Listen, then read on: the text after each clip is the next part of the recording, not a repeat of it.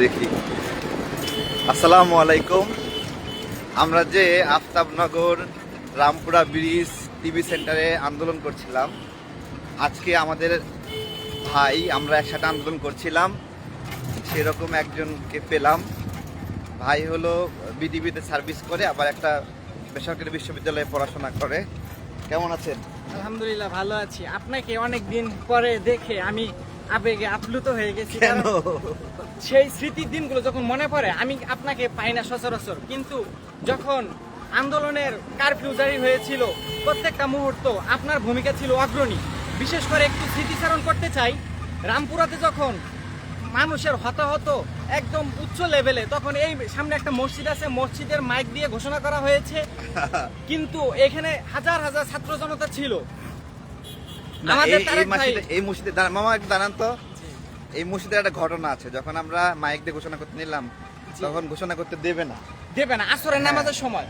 হ্যাঁ, একজন ভাই মাইকে দাঁড়াইছিল কিন্তু বলতে পারতেছে না। আসরের নামাজের সময় যদি ভিডিও ফুটেজটা দেখেন, আমি বলতেছিলাম, মানে আমি ঘোষণা দিচ্ছিলাম যে আপনারা যে যা কিছু আছে সব নিয়ে চলে আসেন। কিন্তু এই আন্দোলন যখন তুঙ্গে, মানুষ যখন হতাহত, ভাই তখন এই আন্দোলনের গতিপথ আরো অগ্রণীভাবে এগিয়ে নিয়ে গেছে। আমি লক্ষ্য করেছি যখন বিজিবি পুলিশ বুলেট ছুটছে, মানুষ একের পর এক পড়ে যাচ্ছে, ভাই তারপরও সামনের সারিতে ছিল এবং সবাইকে সাহস জুগিয়েছে।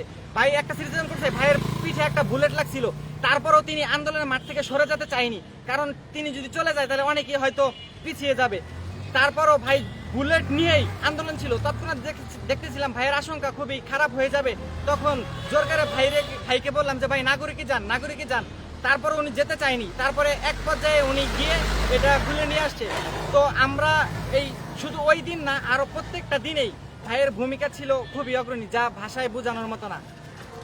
জি, আমাদের এখানে একটা ভিন্ন রকম স্লোগান দিয়েছিলাম। স্লোগানটা এটা হলো দ্বিতীয় দিনে, আমি গুলিবিদ্ধ হওয়ার পরে দ্বিতীয় দিনে, দেশটা আমার হয়েছে চুরি, চোর ধরতে নেমে শুনি আমি নাকি রাজাকার, কে বলেছে স্বৈরাচার।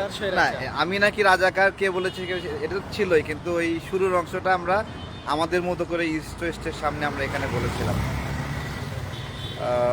আমার খুব ভালো লাগছিল যে এখানে গেটের যে পিলারগুলো ছিল, আমরা যখন খেয়াল করলাম যে পিলারের আশেপাশে তারা সবাই গুলিবিদ্ধ হচ্ছে এবং আমি নিজেও গুলিবিদ্ধ হচ্ছি, তখন আমরা ওই পিলারটাকে আশ্রয় করে আমরা একটু একটু করে আরও সামনে আগালাম এবং শেষ পর্যন্ত যে আফতাবনগর গেটের যে টিভি বক্স, পুলিশ বক্সে পুলিশদেরকে আমরা আটক করলাম। সেখান থেকে অনেক অনেক অনেক ঘটনা আছে এখানে।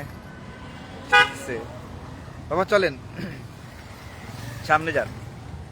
কেমন আছেন সব মিলে? জি আলহামদুলিল্লাহ, এখন ভালো আছি। আপনার বাসা কি পার হয়ে আসছি না সামনে?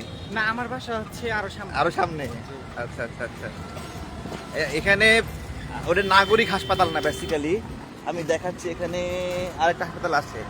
নাগরিক হাসপাতাল আমাকে নেয়নি ওই দিন। নাগরিক হাসপাতালের আগে আরেকটা হাসপাতাল আছে, ওই হাসপাতালে আমি পরে আসে অ্যাডমিট হই। হ্যাঁ, ওই নাগরিকের আগে আরেকটা ছিল, এই যে পিছনে ফেলে রেখে আসছে আমরা মনে হয়। তো সেখানেও গেছিলাম, যে সেখানে যাওয়ার পরে আমাদেরকে প্রথমে ফিরাই দিল, তারপরে একটা মহিলা ডাক্তার ছিল, সে আমাদেরকে ডেকে হাত ধরে টেনে অন্য একটা রুমে নিয়ে যায়। সেই রুমে গিয়ে আমাদেরকে প্রাথমিক চিকিৎসা দিয়েছিল সেদিন। তো ভালো থাকবেন সবাই, কিছু বলবেন আর? নতুন বাংলাদেশে আমরা চাই যেন শান্তি বিরাজ করুক, কোনো আর আমরা